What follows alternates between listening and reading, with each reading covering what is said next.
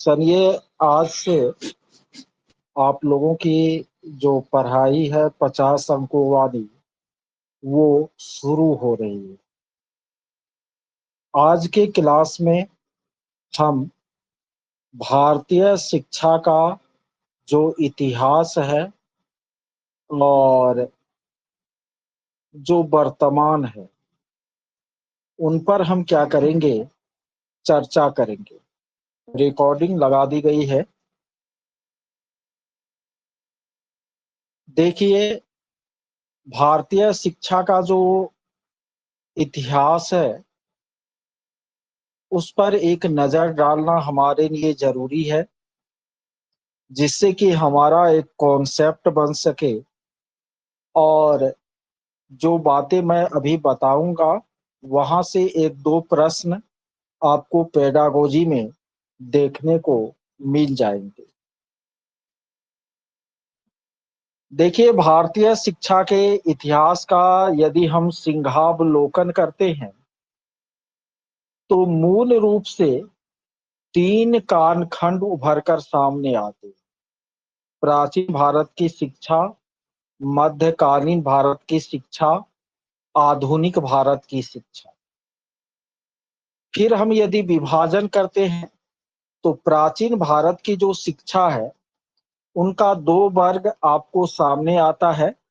एक वैदिक कालीन शिक्षा और दूसरा बौद्ध कालीन शिक्षा।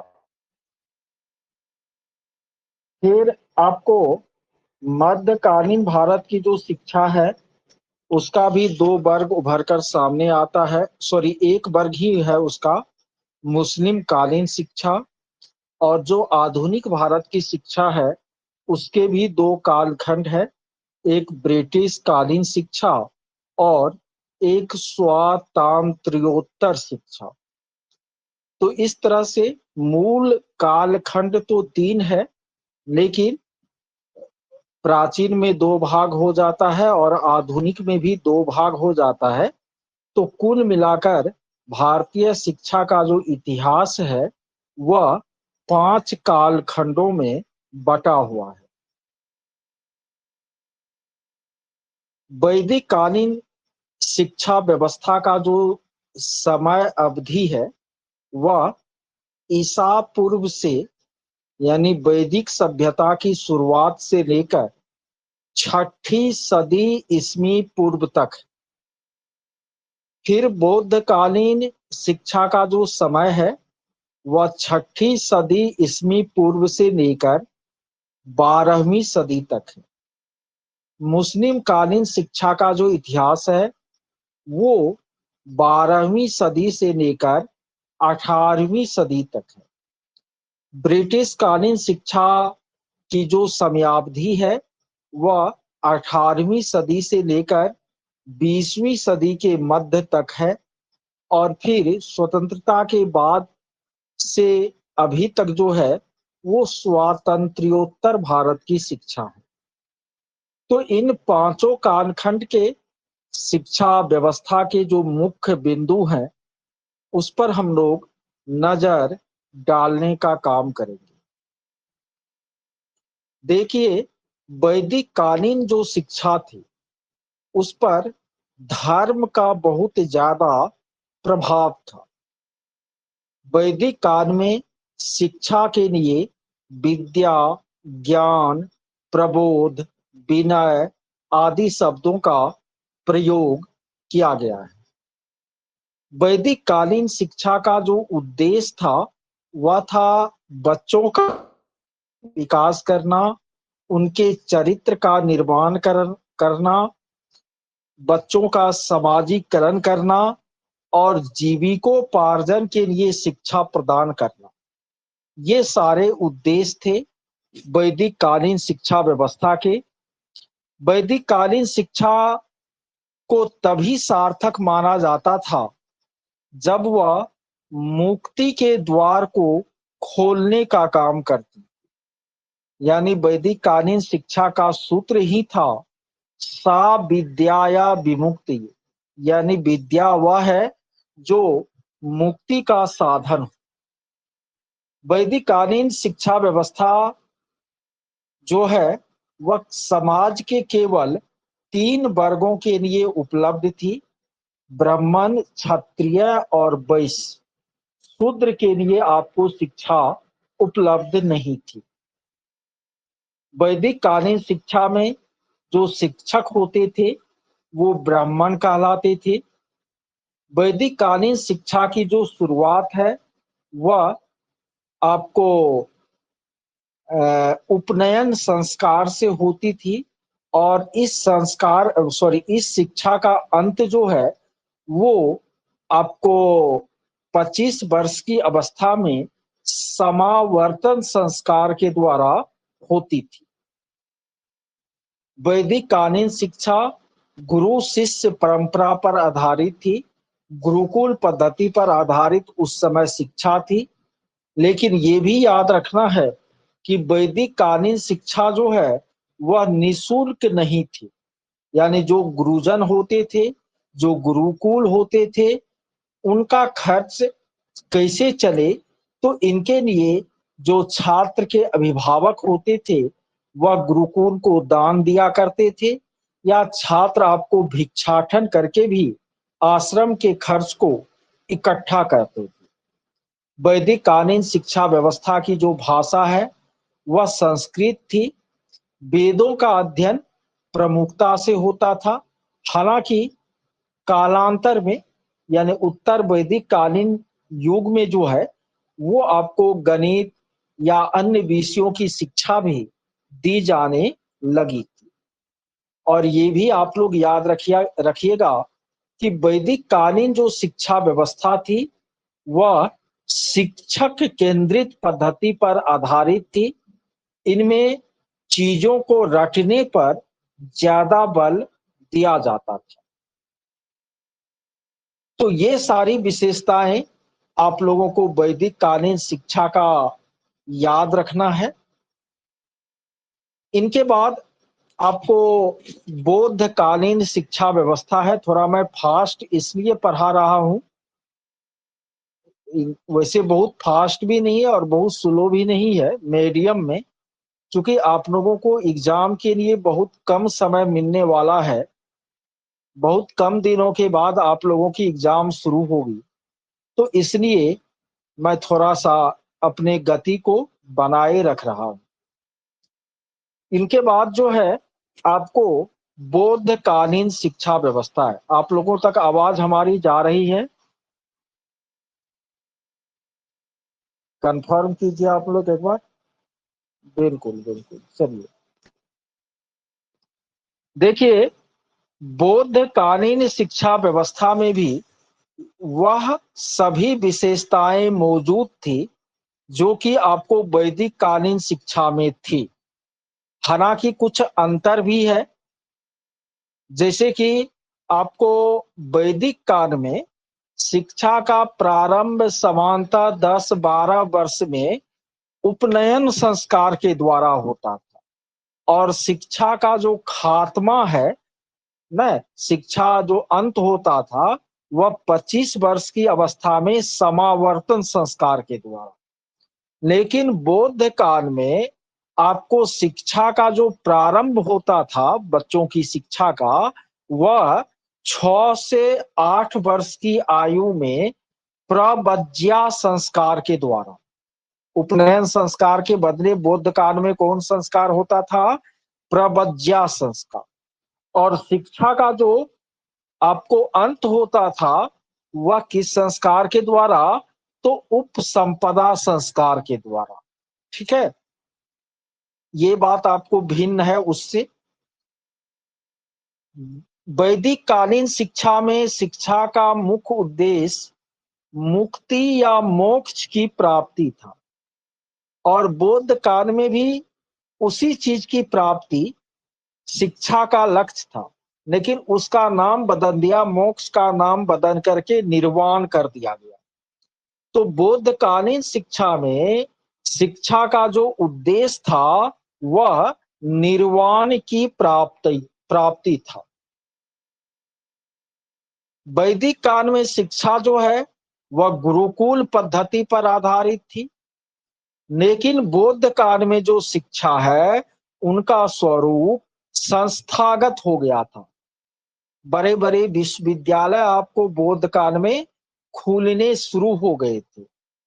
उदाहरण के लिए नालंदा विश्वविद्यालय, विक्रमशिला विश्वविद्यालय, ओदंतपुरी विश्वविद्यालय, ये सब आपको बौद्धकालीन शिक्षा का केंद्र हुआ करता था।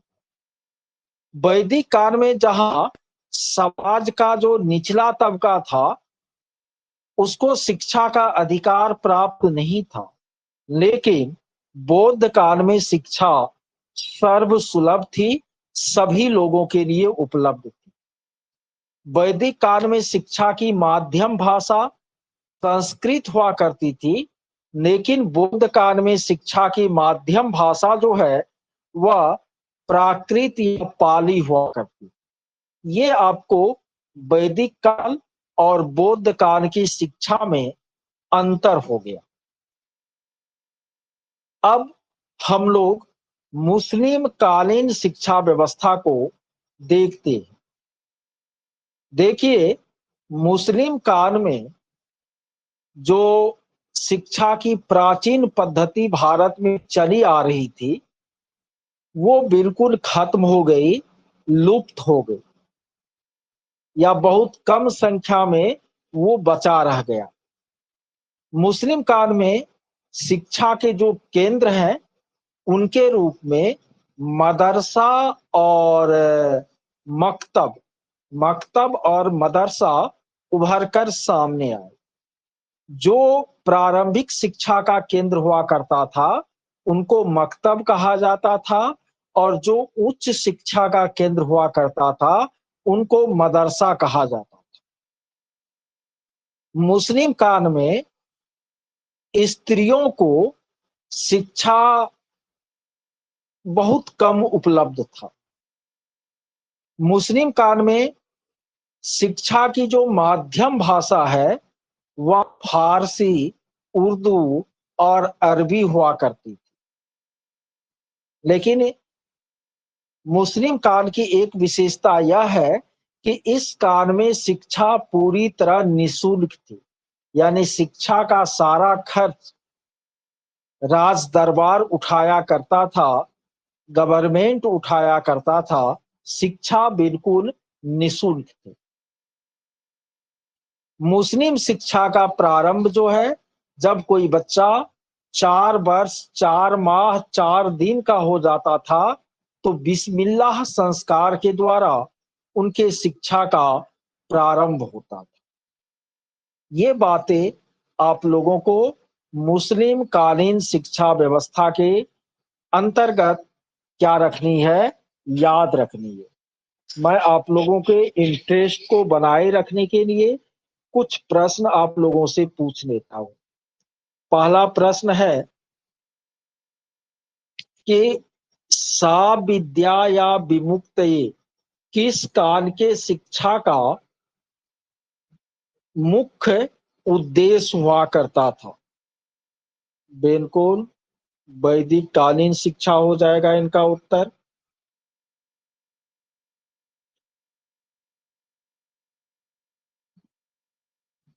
जो नए लोग क्लास कर रहे हैं, वो थोड़ा सा टाइप करने में अभी उन लोगों को दिक्कत हो रही है। एक आध दिन में वो भी अनुकूल हो जाएंगे।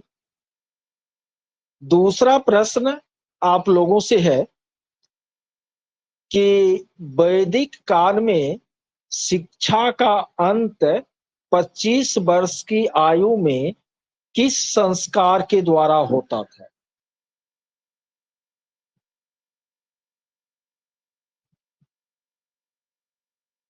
समावर्तन संस्कार। कौन संस्कार? समावर्तन संस्कार के द्वारा होता है। और बौद्ध काल में शिक्षा का प्रारंभ उपसंपदा संस्कार के द्वारा, प्रबज्या संस्कार के द्वारा, और शिक्षा का अंत जो है वह उपसंपदा संस्कार के द्वारा होता था। अच्छा, ये बताइए, वैदिक और बौद्ध काल में शिक्षा पूरी तरह निःशुल्क थी या कुछ शुल्क नहीं आता था?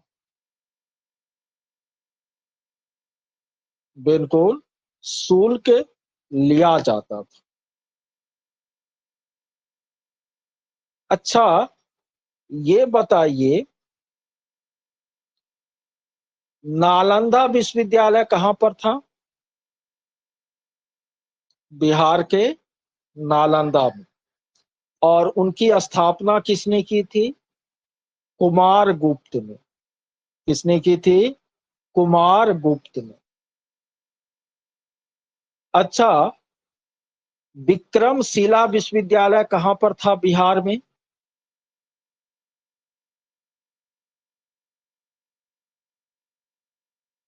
विक्रमशिला। विक्रमशिला आपको भागलपुर के निकट था। और इसकी स्थापना जो है वह पाल वंश का जो शासक था, शायद गोपाल था कि धर्मपाल था, धर्मपाल, उसने की थी। और उदंतपुरी विश्वविद्यालय की स्थापना जो है वो गोपाल ने किया था। एक चीज और याद रखिएगा कि नालंदा, विक्रमशिला, उदंतपुरी, ये आपको बौद्ध शिक्षा का केंद्र था। लेकिन तक्षशिला विश्वविद्यालय जो अभी पाकिस्तान में है, जहां पर चाणक्य शिक्षक के रूप में काम किए थे, वो तक्षशिला विश्वविद्यालय जो है वैदिक शिक्षा का केंद्र था। चलिए हम लोग आगे बढ़ते हैं।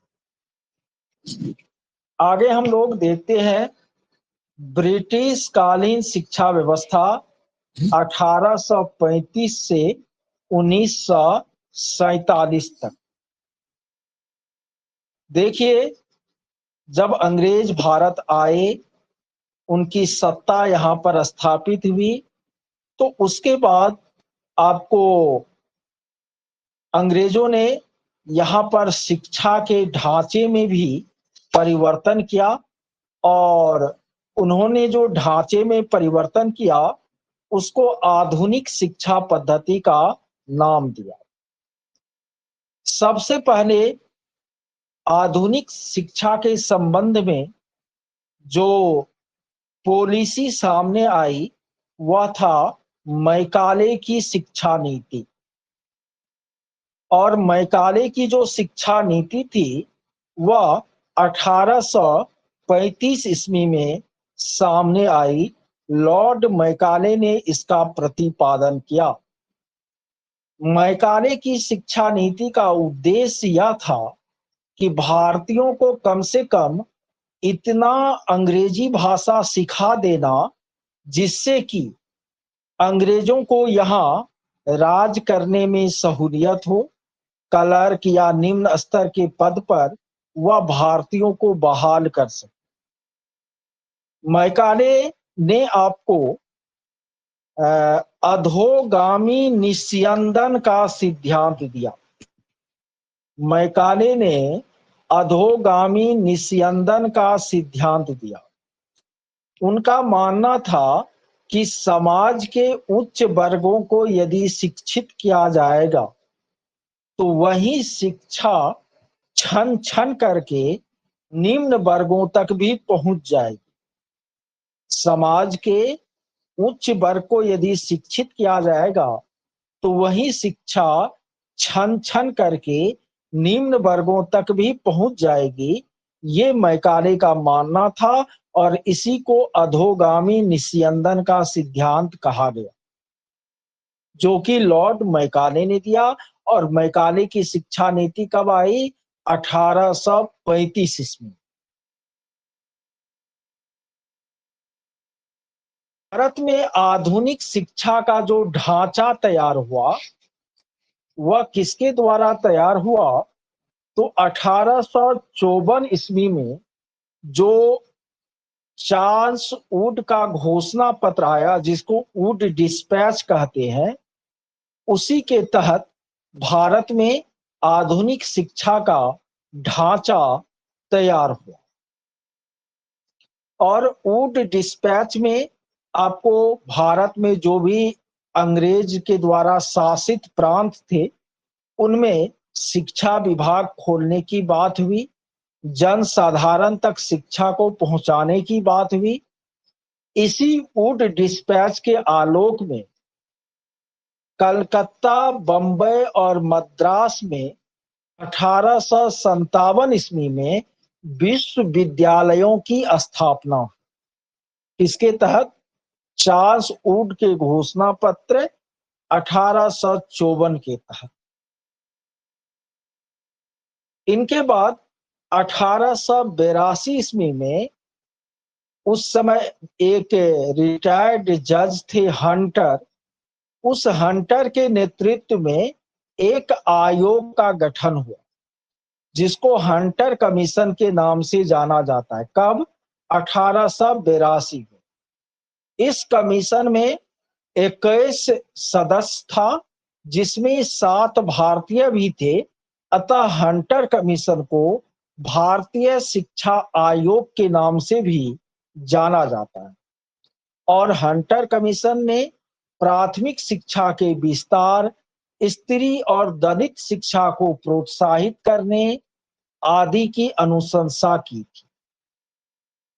इनके बाद भारतीय विश्वविद्यालय आयोग की स्थापना जो है वह 1902 ईस्वी में हुई और इसके अध्यक्ष सर थॉमस रेले बने।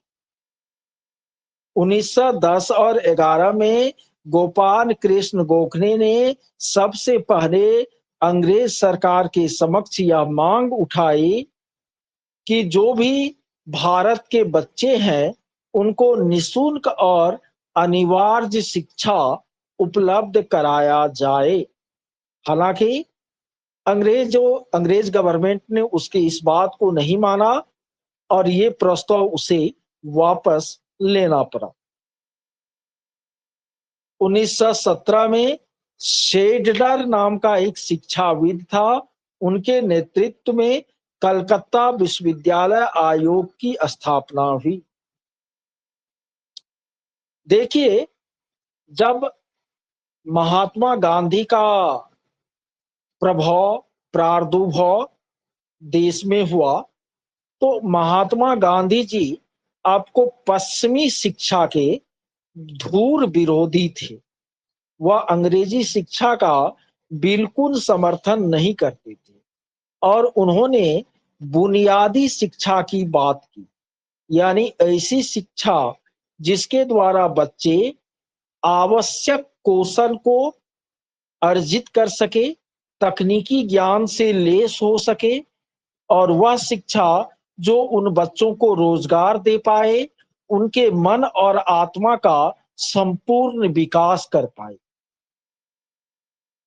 तो उस तरह की शिक्षा के समर्थक थे महात्मा गांधी, जिसको बुनियादी शिक्षा के नाम से भी जाना जाता है।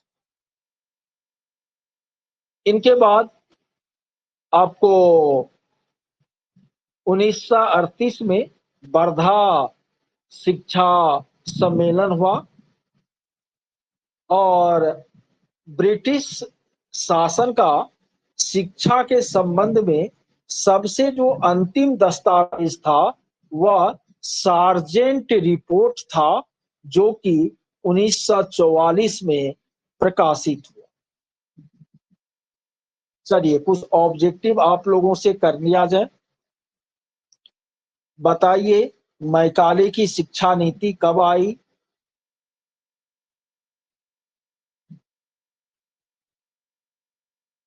बिल्कुल 1835 में आई। दूसरा प्रश्न आप लोगों से है, अधोगामी निस्यंदन का सिद्धांत किसने दिया? अधोगामी निस्यंदन का सिद्धांत बिल्कुल मैकाले ने दिया।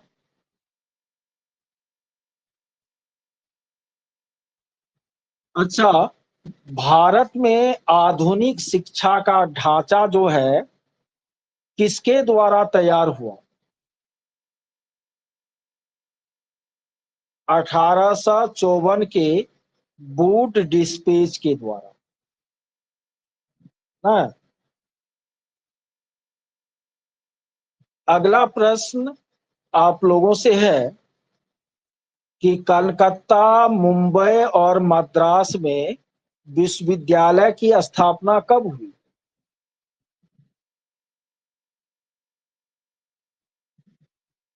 बिल्कुल, 1857।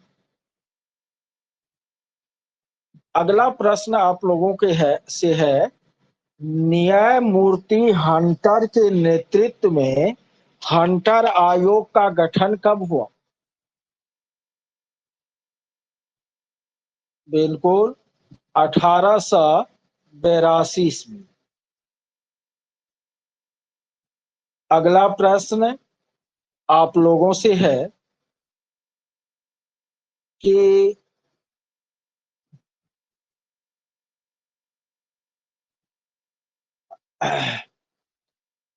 फेडरल आयोग का गठन सर थॉमस रेले के नेतृत्व में कब हुआ? 1900 1904 4 1904 में। अगला प्रश्न आप लोगों से है महात्मा गांधी ने किस प्रकार की शिक्षा पर जोर दिया? बिल्कुल, बुनियादी शिक्षा पर जोर दिया। अच्छा, ब्रिटिश शासन का शिक्षा से संबंधित अंतिम दस्तावेज कौन है जो 1944 में प्रकाशित हुआ?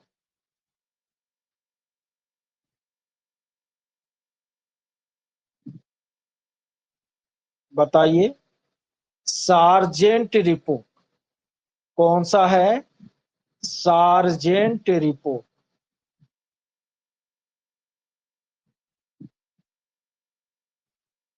चलिए, एक नजर हम लोगों ने भारत की 1947 से पहले की जो शिक्षा के कालखंड थे उन पर डाल लिया। इनके बाद भारत जब स्वतंत्र, तो भारत का एक संविधान तैयार हुआ और संविधान के अनुच्छेद 45 में यह कहा गया कि लोक कल्याणकारी राज्य होने के कारण सरकार का यह दायित्व होगा कि वह बच्चों के लिए अनिवार्य और निःशुल्क शिक्षा की व्यवस्था करे।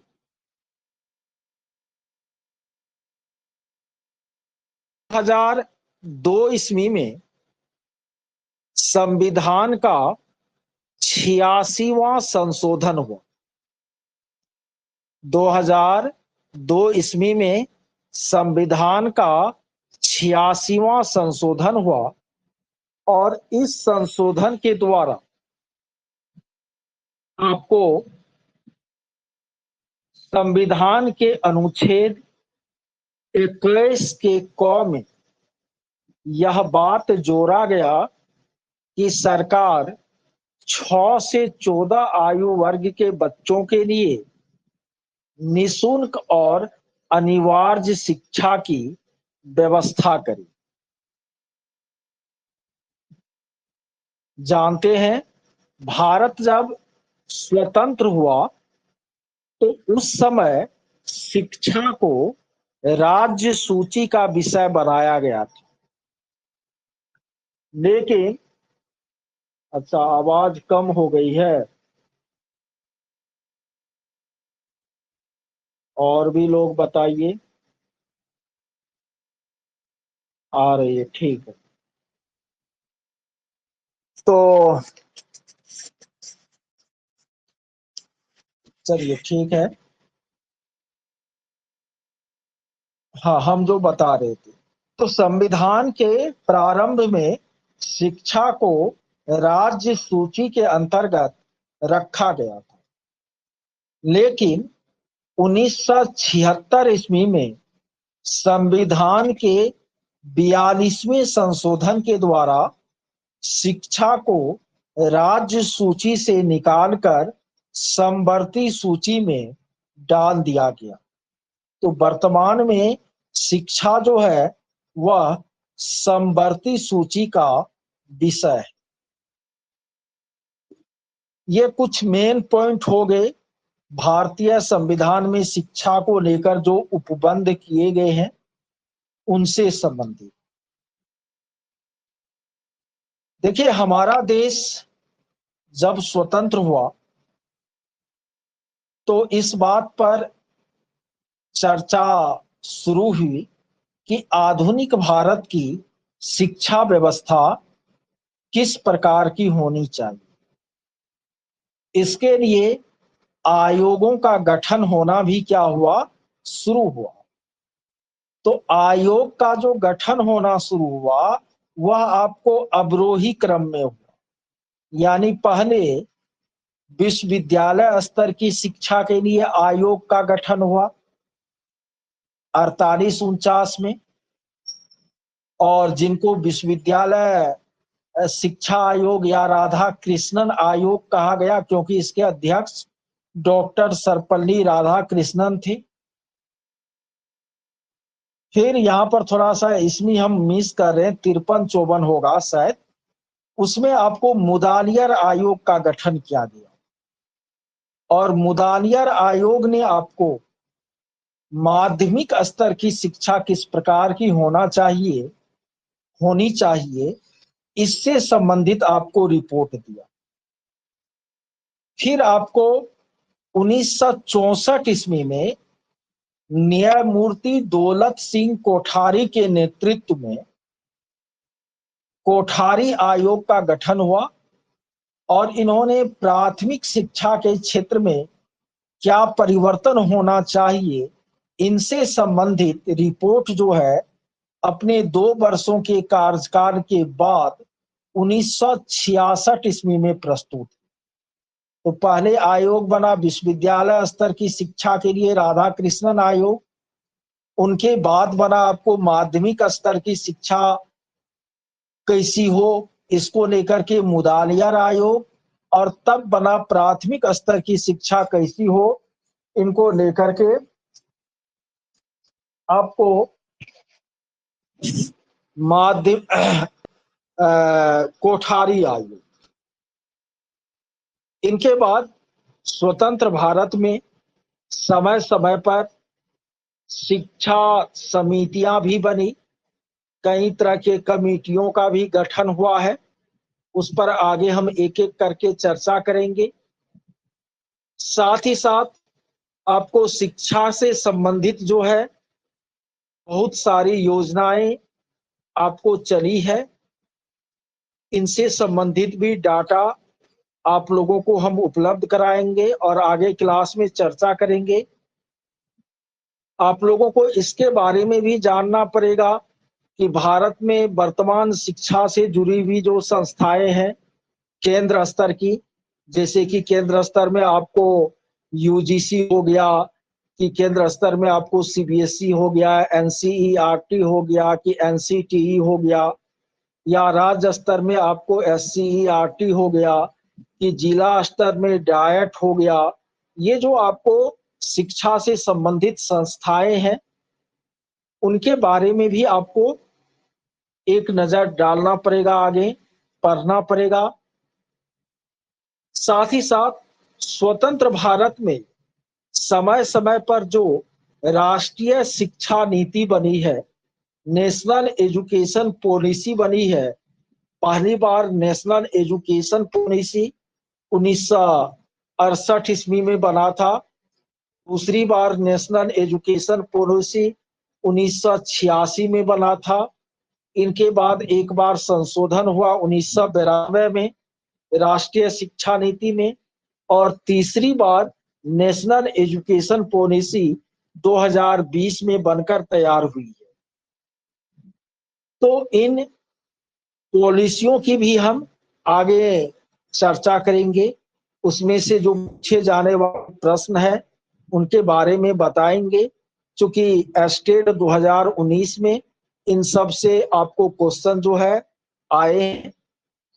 उनके बाद आपको राष्ट्रीय पाठ्यचर्या की जो रूपरेखा है, नेशनल करिकुलम फ्रेमवर्क, जो कि आपको पहली बार कब आया, 1975 में, दूसरी बार आया नेशनल करिकुलम फ्रेमवर्क 1988, तीसरी बार आया 2000 में, चौथी बार आया 2005 में, और पांचवी बार एनसीएफ आई है 2022 में।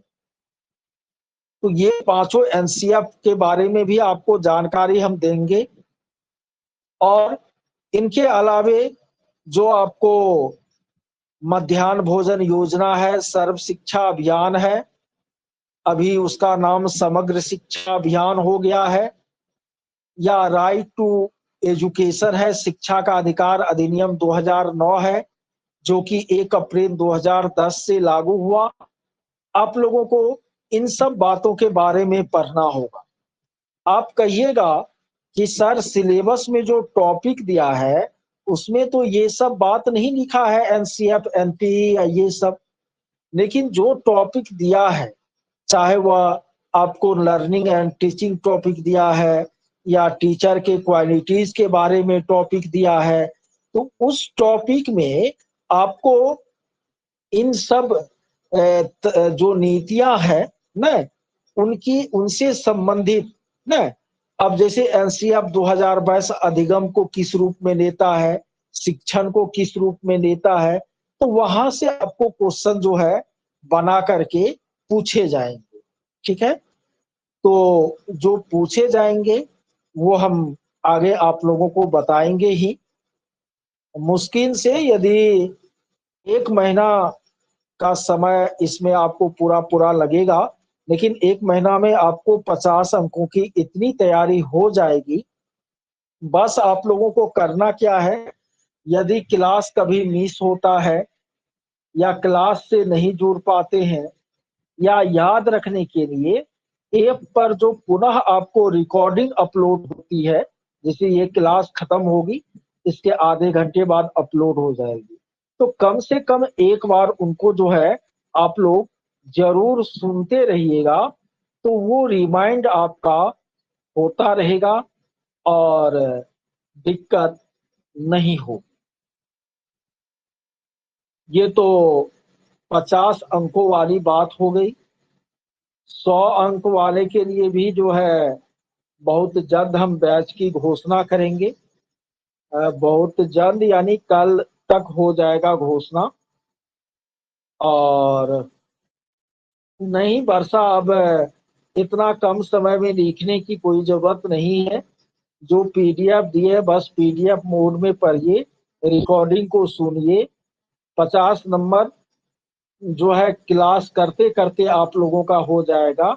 इससे अच्छा है कि अपना जो 100 अंक का है सब्जेक्ट, जैसे आपका अंग्रेजी है, उसका आपको ग्रामर पढ़ना है, तो आपको अपना ध्यान केवल उस पर लगाना है। 50 अंकों के लिए हम जितना करवा रहे हैं बस वही आप लोगों के लिए काफी रहेगा। इस पर आपको अलग से समय देने की कोई जरूरत नहीं है। बस होता यही है कि 34 स्टूडेंट विथ पेमेंट क्लास में जुड़े हैं, लेकिन आज जो उपस्थिति रही है वो 25 स्टूडेंट की रही है। तो क्लास जो मिस कीजिएगा तो उनको तो क्लास लेने से तब कोई फायदा नहीं है। कम से कम आप इस टाइम को फ्री रख करके क्लास को अटेंड कीजिए। किसी दिन यदि नेटवर्क प्रॉब्लम या अन्य किसी कारणों से आप क्लास में शामिल नहीं हो पाते हैं तो आप रिकॉर्डिंग जरूर सुनिए। अब आप लोगों के भी कुछ बातें हैं या कोई प्रश्न है आपके मन में जो आप पूछना चाहते हैं, तो अभी मैं 2-4 मिनट आप लोगों के साथ हूँ, आप चैट बॉक्स में पूछ सकते हैं। सीखा इस क्लास टाइम को चेंज करना संभव नहीं है, आपको अपना टाइम थोड़ा सा मैनेज करना पड़ेगा, क्योंकि पिछले 1 महीने से बीएससी के कारण हम मेडिकल में थे, विद्यालय भी नहीं गए, अब विद्यालय भी जाना पड़ेगा, तो रात को ही क्लास होगा। सविता, मैंने आपको पहले भी बता दिया था कि कॉमर्स के बारे में हमको खुद कोई जानकारी नहीं है। तो मैं उसका पीडीएफ जो है कैसे उपलब्ध कराऊं। इस बैच में तो मैंने सबको जोड़ा था केवल 50 अंकों के लिए, ठीक है। और 100 मार्क के लिए जैसे होम साइंस है, हिस्ट्री है, इकोनॉमिक्स है, जो भी आर्ट पेपर है, हिंदी है, तो जिस सब्जेक्ट में पांचों 10 स्टूडेंट आपको हो जाएंगे तो उस सब्जेक्ट का हम स्टार्ट करेंगे, ठीक है। तो हाँ, हिंदी का होगा। हाँ, जब ऑनलाइन अलग अलग शिफ्टों में रोशन जी एग्जाम होगी तो फिर नॉर्मलाइजेशन भी जरूर होगा, ठीक है।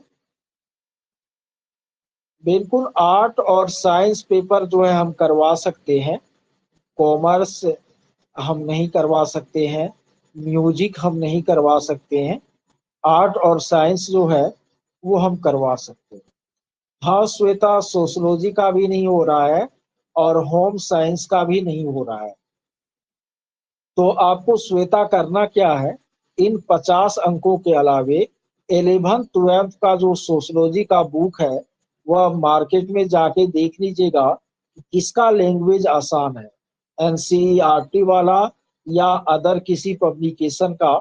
जिनका लैंग्वेज आसान होगा सोशोलॉजी का, बस वही बुक आप खरीद करके और उनका आप सेल्फ स्टडी करेंगे, 11th 12th वाला गेस पेपर ले लेंगे, ठीक है। तो या पासपोर्ट उससे ऑब्जेक्टिव करेंगे, इधर हम 50 करवा ही रहे हैं तो दिक्कत नहीं हो।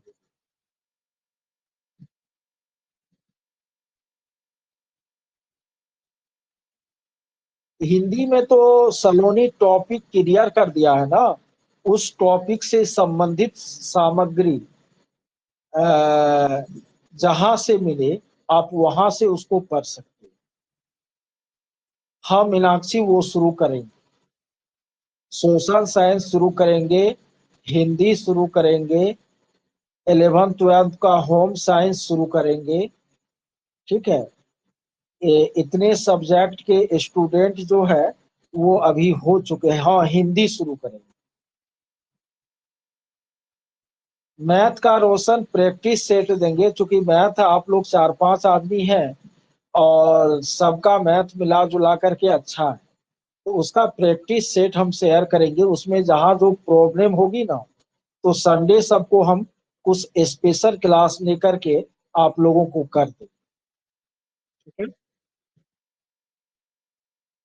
हाँ, होम साइंस होगा, उसमें तो आधा बायोलॉजी रहता है, काहे नहीं होगा।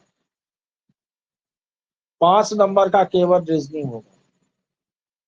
पूजा मिश्रा, आपकी बात भी ध्यान में है, देखते हैं, अभी तो लोग सब जुड़ ही रहे हैं।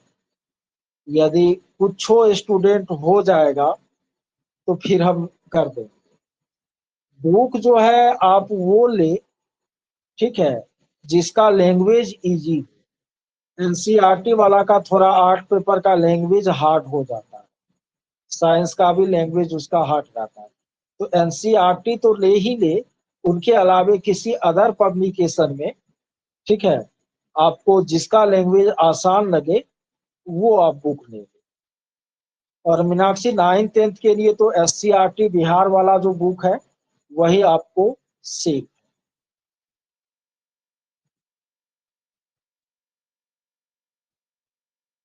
गौरव, मैं कोशिश कर रहा हूँ, कोशिश कर रहा हूँ, लेकिन वही है, सब्जेक्ट ज्यादा है, समय की उपलब्धता मेरे पास कम है, एक बैच सीटेट का भी देना है ना। 50 अंक के लिए कोई बुक नहीं खरीदनी है, 50 अंक के लिए कोई सामग्री नहीं खरीदनी है, किसी तरह के अदर बुक को नहीं पढ़ना है, बस हम जितनी सामग्री देंगे उसको ही क्लियर करना है, 50 अंक के लिए और कुछ नहीं, ठीक है।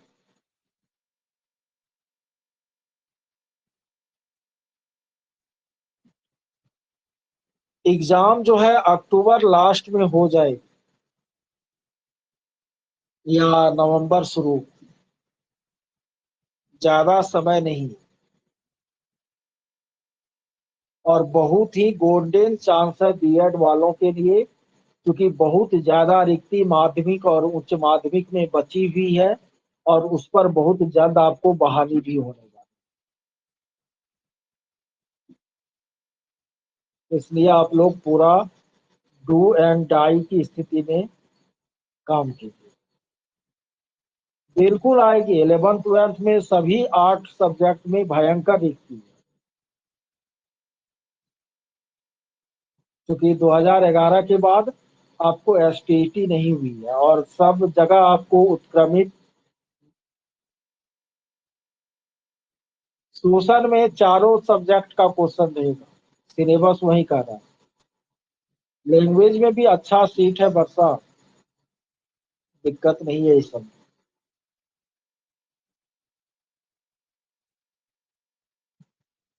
चलिए ठीक है, अब हम लोग कल पुनः मिलते हैं। बिल्कुल रहेगी श्वेता, हर एक जगह इन सब सब्जेक्ट के स्टूडेंट हैं, और उच्चतर माध्यमिक जितने भी नए स्कूल खुले हैं कहीं पर भी आपको टीचर नहीं है। बस होम वर्क भी देना, सीट भी देना हम कल से चालू कर देंगे।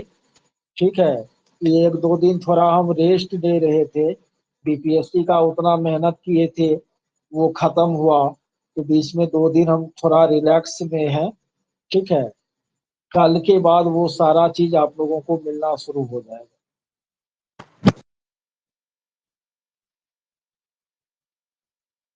चलिए ठीक।